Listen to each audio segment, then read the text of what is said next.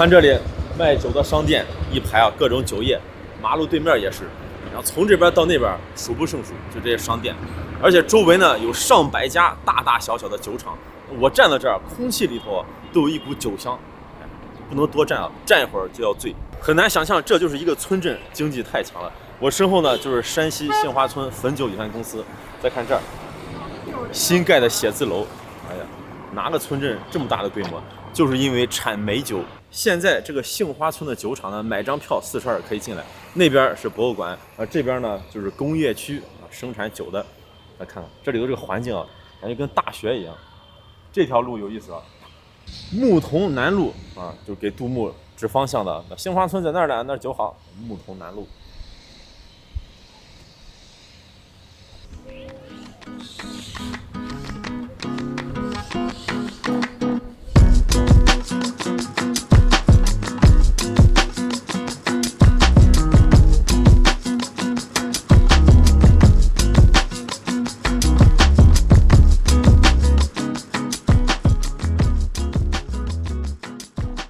好，大家好，我是阿星。阿星现在在山西汾阳的杏花村，那著名的汾酒产地就是这里。有一句话这么说的：天下大事，汾酒必喝，喝酒必汾。当然，你可能和阿星一样，不爱喝白酒，不爱喝汾酒，但是每一个人和杏花村都有关系。为啥呢？只要你是中国人，是吧？你上过小学啊，总得有一首诗，老师要求你全文背诵，就是杜牧的《清明》。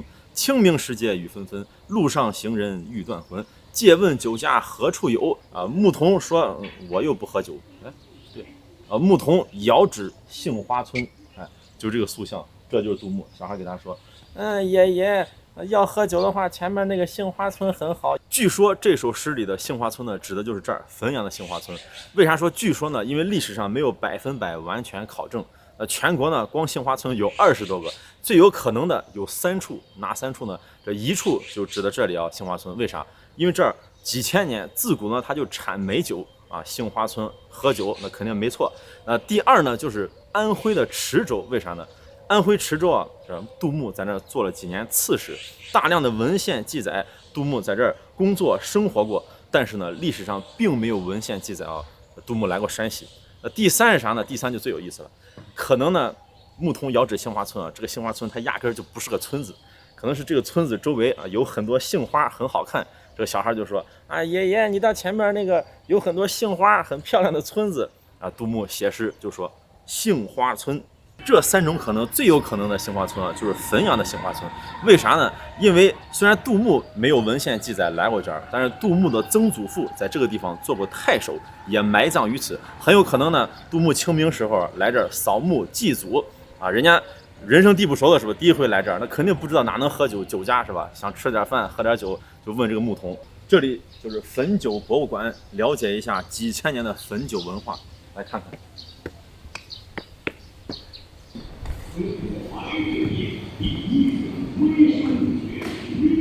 这个汾酒呢，它是清香型的白酒。你像汾酒，还有杏花村，还有竹叶青，这属于3个品牌。其实这3个品牌都属于汾酒集团的。这里面呢，我看见最多的元素啊，就是一个牧童骑个牛，然后手指着方向啊，杏花村在那儿呢。这儿呢刚好有棵杏树，生怕你怀疑这到底这杏花村是不是这儿。你看这横，花都落了。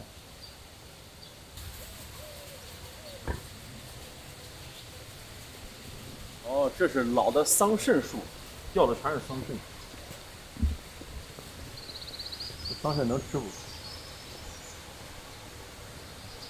哦，这有棵古井，是以前的古井。现在这井都不能用了。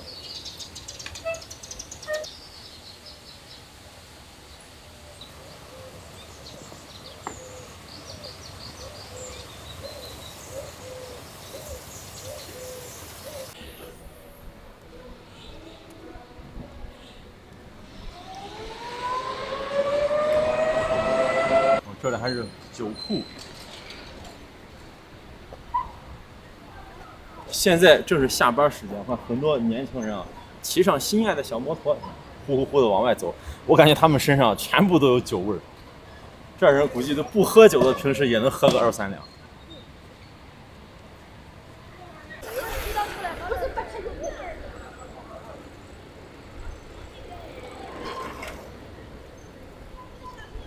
我现在来到一个当地的村子，这儿呢才是老作坊的遗址啊，杏花村汾酒作坊遗址。再转过来看这个门楼，你看都裂了的墙，这才是历史的痕迹啊。这才是以前的老商铺啊，作坊里头酒做好了以后拿出来卖。这儿最值得看的就是被玻璃封起来的以前的这种石刻，还有这个，哇，这可真是以前的古迹啊。古画、木板画。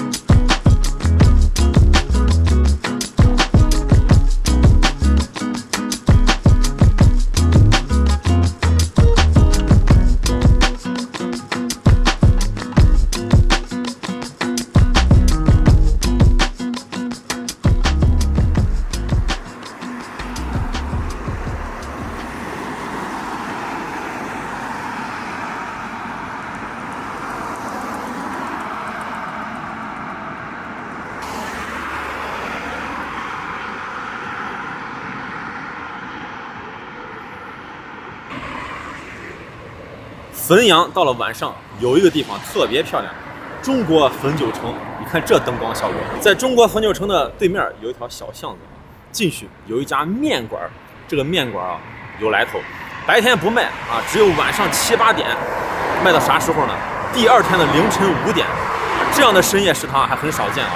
他家主要卖的是饸捞面，这回来到山西啊，还没有吃饸捞面，去尝尝。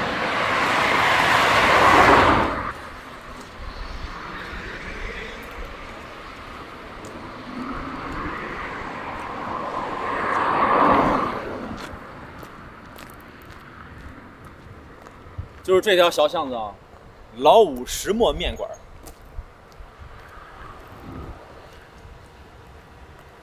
你看这个环境啊，这就是特别有汾阳的感觉啊，老汾阳的感觉。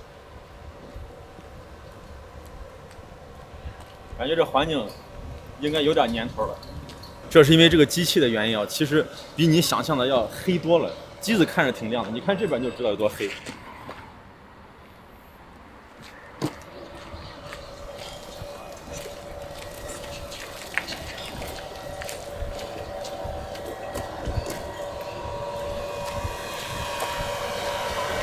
做外头，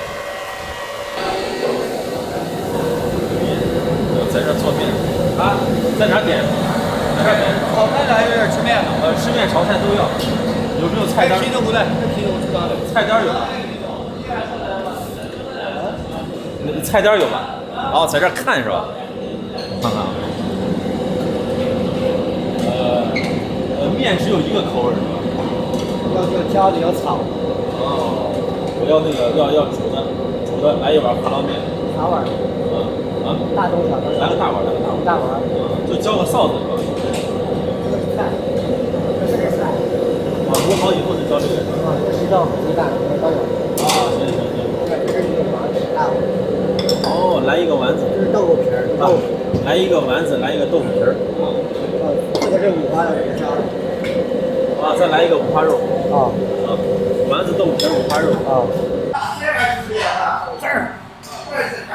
这个。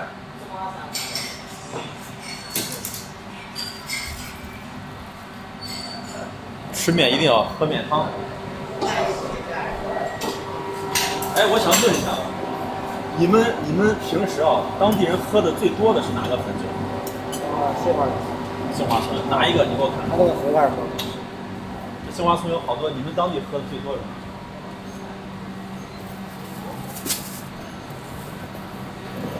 这个是杏花酒。哦，这个是黄酒。哦，这个黄色的这个，这个是黄酒。这两个哪个是喝的最多，点击量最高？喝的啥都有的，都差不多是吧？啊，都差不多，都差不多，这两个都差不多是吧？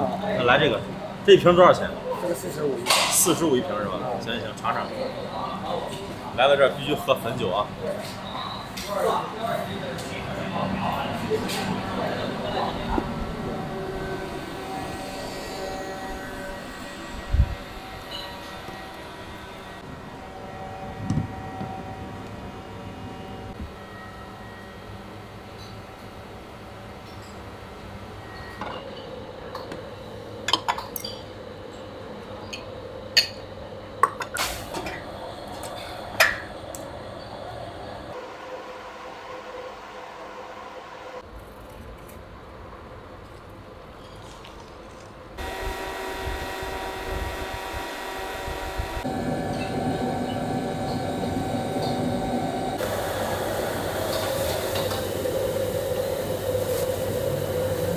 一大碗是吧？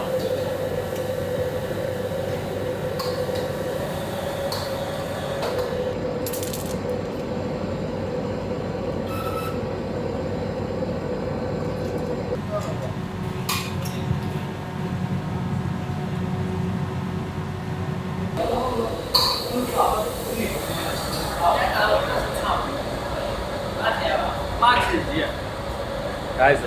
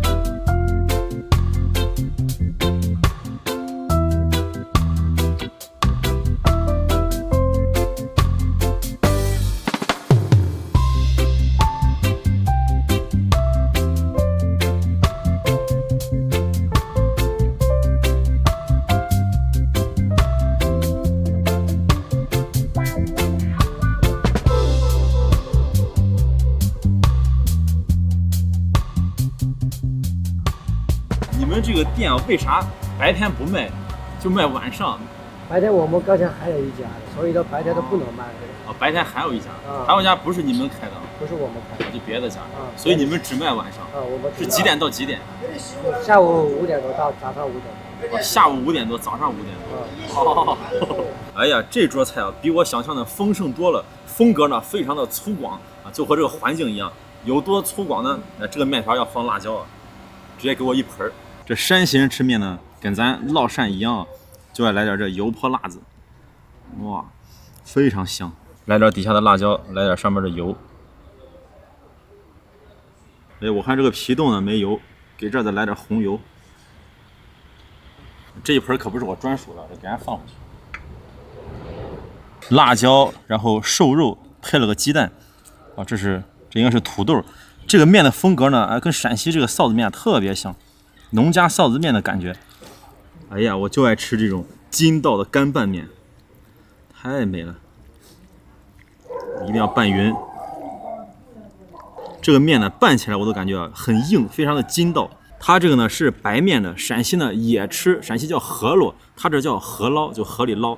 那陕西那个河洛呢有白面，也有荞麦面。其实呢这两个词儿啊就是一个意思，指的都是一个东西，就是压出来的啊，就是咱陕西叫河洛旁子，这样一压，一钩子一碗啊。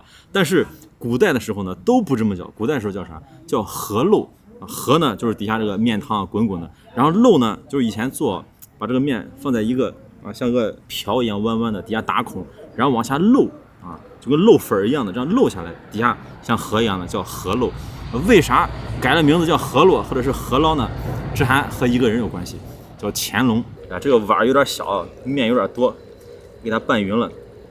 当年呢，这乾隆老爷子来到西北，吃了这碗面，觉得很好吃，但是呢，觉得这个名字不太好。为啥呢？你看河漏河漏啊，老感觉是不是这河要漏了，要发大水是吧？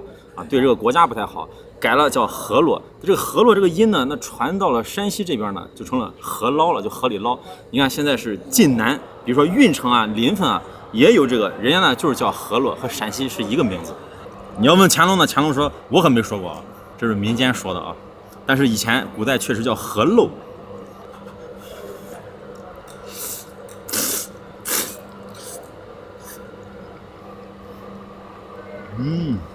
这个味道，说实话，一口让我回到小时候。我小时候在我家门口有一家就是卖河洛，当时呢，我小的时候把它叫棍棍面。那现在呢，陕西也有很多人把它叫棍棍面，就是这个味儿。这个味儿呢，其实也不难，就农家味儿，很简单。有时候我在家也这么做，就炒点肉，这个肉呢就是酱油味的啊，跟卤肉似的，然后配点要么胡萝卜，要么土豆或者是豆角，炖出来往上一浇，好吃，农家的味道。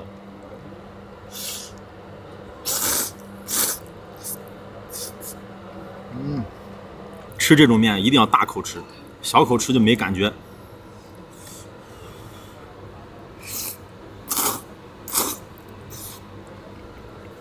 它这个和新疆的辣条子长得有点像，但是还不一样。辣条子是拉出来的，那个就更有韧性，更有筋道。这个呢，咬起来是外边有点硬硬的，但是里头呢还是有点绵软的。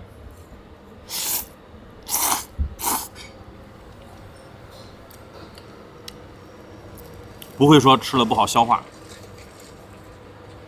哎呀，这真是来到山西了，深夜食堂，大晚上的，现在都10点左右了，来这么一碗面。我问了一下这店家，还有凌晨1、2点来吃的。哎呀，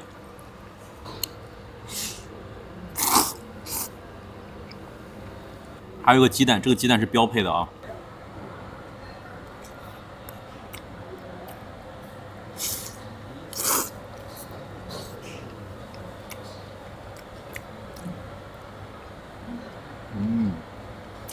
没，但是这个面啊，还少2样东西，一个就是山西的老陈醋，还有呢蒜，来点醋，拌一拌。哎，老板给的这个蒜可好了，是新蒜，哇，这么美味的一碗面啊，配上这个新蒜，看，我这还给了个小碟子，这是不是专门放蒜的？你看刚才呢吃面太着急了，没把蒜剥好。来到山西吃面啊，一定要把蒜先剥到前头，再剥2瓣差不多了。新蒜和老蒜的味道都不一样。来尝尝，1瓣蒜，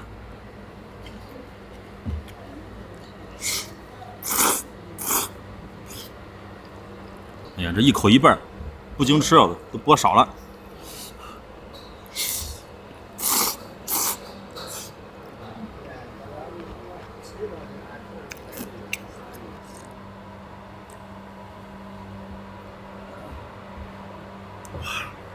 舒服，吃面配个凉菜肉冻，这肉冻一吃就自己做的，肉冻的口感特别的紧实，不像有的吃起来很松散。你看我抖2下能看出来，就特别的筋道。这还点点卤肉。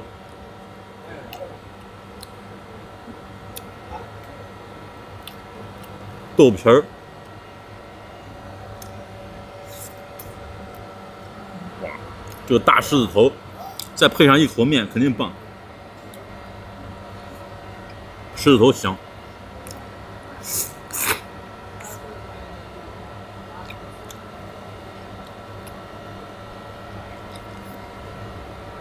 最近来到这儿，把丸子吃美了，吃过瘾了。这个呢，大狮子头是丸子，这个呢里头也有很多丸子，一大份儿。这是山西大烩菜，底下有粉条，给它拌一拌。先尝尝这个丸子，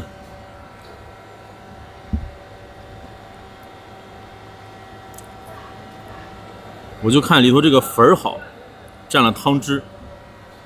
这个菜让我想起来榆林的这个陕北大烩菜。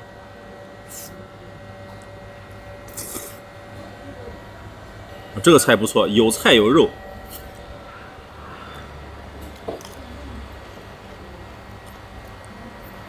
这个才是压轴的，一小碗肉菜啊，炒肚丝儿。这肚丝儿应该是卤过以后的，好吃，非常有味道。本身是卤过的，然后一爆炒。看一下这个肚丝儿的颜值。这么好的菜，不得配点酒，汾酒。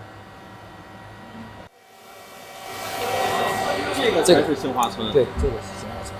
哦，这个才是杏花村。你看这老板说的啊，这个虽然在当地很受欢迎呢，点了半天咱也不知道，看着是杏花村啊，这是汾酒，那汾酒也是杏花村汾酒是吧？要按理来说没有，原先没有这个的话，这个就是这个是真正的汾酒。哦，这就是刚才那个小伙那个服务员给我拿的，就是这两个我选了这个才是你们当地的杏花村。就是这里边的，就是这个厂里边，也是一样，它这个也是汾酒厂。山西杏花村汾酒厂，这个是山西杏花村汾酒厂，这根本分不开，都是这里头出来的。这个是那边大厂。这个是真正的汾酒，一说汾酒都是红盖粉啦，或者啥。那为啥这有限公司是一模一样的？一样，这个是它后边它盖起来的，对，分厂，我们是分厂。这样子。哎呀，这酒文化咱也不懂啊。这两个呢味儿是不一样的。对，不一样。那咱来到杏花村啊，咱得喝这个，还得喝这个，尝尝这个。这俩价格呢？这个是35一瓶，这个35，这个还贵。对，这个还贵。哦。也就是说，你们当地人实际上这两个都不喝，最爱喝的还是散酒。也不是最爱喝吧，我们这边也就习惯了，基本上家家都有散酒。啊，我知道，就跟你这个吃东西习惯了一样，就爱去打散酒。虽然这个也很好喝，但习惯性的打散酒是吧？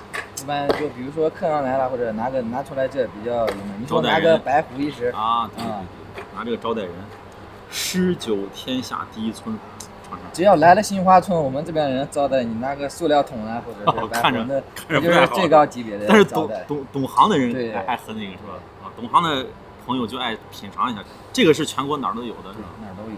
这回这老板啊给咱讲明白了，你看酒厂是一个酒厂啊，这边一个酒厂，那边一个酒厂，反正啊全都是杏花村，这两个都是大厂出来的，这是汾酒，这是杏花村，咱都尝尝啊。哎，你看阿青这体格子，阿青的酒量如何呢？人家喝酒啊。都是一瓶，要么几杯啊，几两是吧？1斤半斤。我喝酒呢，这么一闻，哎，我就得倒口菜，这酒量太小。我家呢有一瓶西凤酒，我买了3年，喝了3年了，到现在没开过封。倒一口菜，闻个5、6下就醉了。这个就是散酒。对，你闻一下这个味儿，再尝一下那个味儿。我闻就白闻，我闻不出来，但是确实挺香的。这都属于清香型。对。好的酒你一闻就能闻出来那种。那你像这种酒啊，是按斤是吧？对。多少钱？看分的不同有档次。我就说这个嘞，大概这个是20。先尝尝老板给的这个啊，散酒，这才当地的啊。哎呀，挺辣啊！啊，确实回口的时候非常非常的香。他说是清香型的，那可能也是我不懂酒，我感觉还挺浓厚的，很润，感觉喝完。再尝尝这个，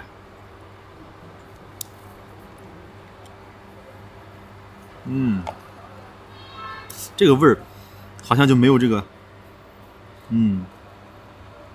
这个味儿呢就更淡一点，咱少倒点尝尝就行了。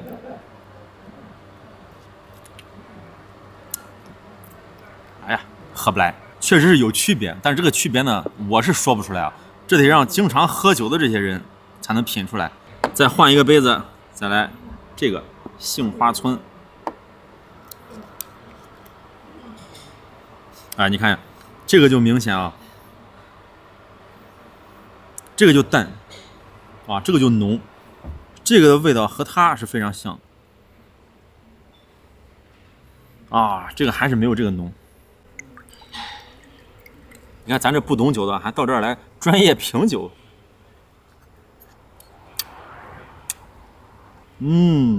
还是喝不出来，但是得倒口菜啊，太辣，赶紧给盖上，这不盖上离我太近了，一会儿醉了，我闻醉了。你这不盖上味儿跑了是吧？咱得回去得闻嘞。加上我那西凤3瓶了，再闻个几十年没问题。